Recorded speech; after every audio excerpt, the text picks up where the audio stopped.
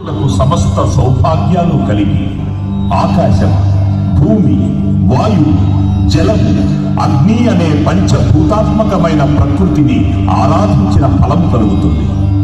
భక్తులందరికీ ప్రాణంగా, వేదనాదంగా కృష్ణమ్మ నిరంతరం ప్రవహించాలని ప్రార్థించుదాం.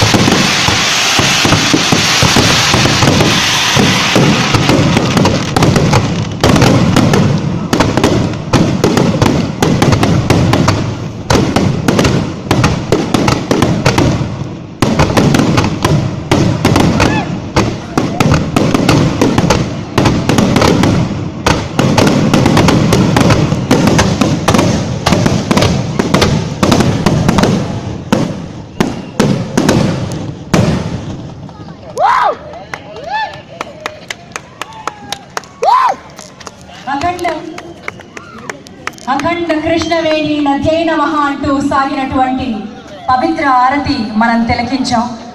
జై బోలో కృష్ణమ్మకి, జై బోలో కృష్ణమ్మకి.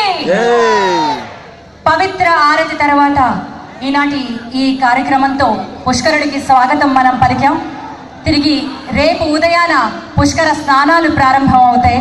ప్రతిరోజు ఈ పుణ్య తేజో పీఠంపై నుంచి నిత్య ఆరతిగా కృష్ణమ్మకి పవిత్ర ఆరతి ఇవ్వడం జరుగుతుంది.